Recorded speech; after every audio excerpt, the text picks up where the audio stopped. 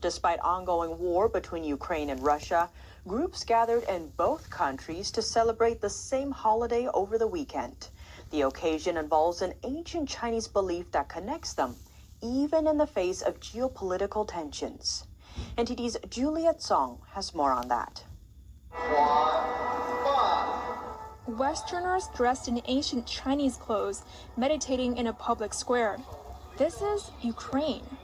Even though Russian forces are pressing forward in other parts of the country, Ukraine has taken back control of Kyiv, the capital. There, a group of Ukrainian residents meditated together to celebrate their spiritual belief, called Falun Dafa or Falun Gong. It's an ancient spiritual practice based on the principles of truthfulness, compassion, and tolerance.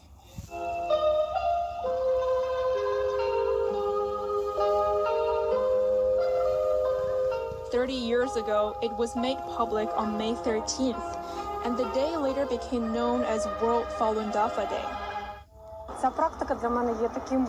This practice for me is an internal guide, an internal compass that makes me understand who I am, where I am going, and why, not just on an everyday level, but on a deeper level."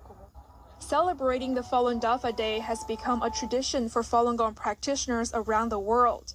Over in Moscow, Russian Falun Gong practitioners also held their celebrations, even as war rages on. The event featured a parade in the park, a Chinese drum performance, and a Chinese line dance. The display attracted onlookers. I like it. I was very tense before, and now I feel calm. All my bad emotions are gone. Of course, everyone needs to be able to stop, to listen to yourself and slow down. This is Yulia Karpova, a wife and mother of 3 children. She has been practicing Falun Gong for over 17 years. We are grateful to the founder of Falun Gong for teaching us cultivation and how to improve our morality, because this brings harmony to our family. But such celebrations cannot be seen in China, where the practice originated. Falun Gong was immensely popular after it was introduced in China in the 1990s. Over 70 million people were practicing at the time. But the Chinese Communist Party launched a suppression campaign against the practice in 1999. Since then, millions have been jailed and tortured for their spiritual belief. Over 4,000 have been killed. But that number is believed to be far higher. The most recent death struck this April. The man was 74 years old and died while detained in police custody.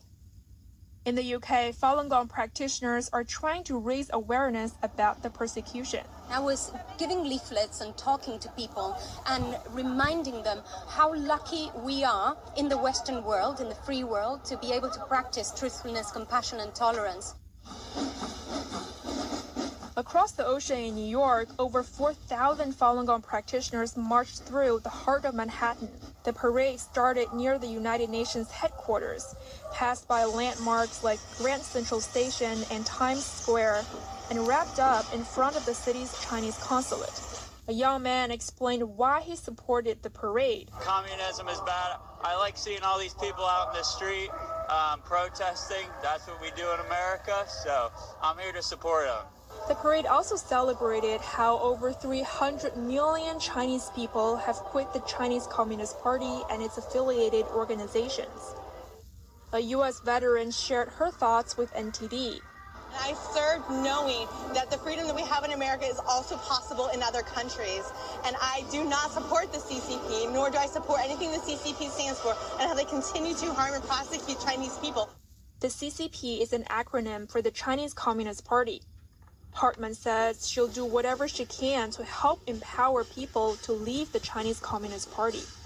Juliet Song, NTD News.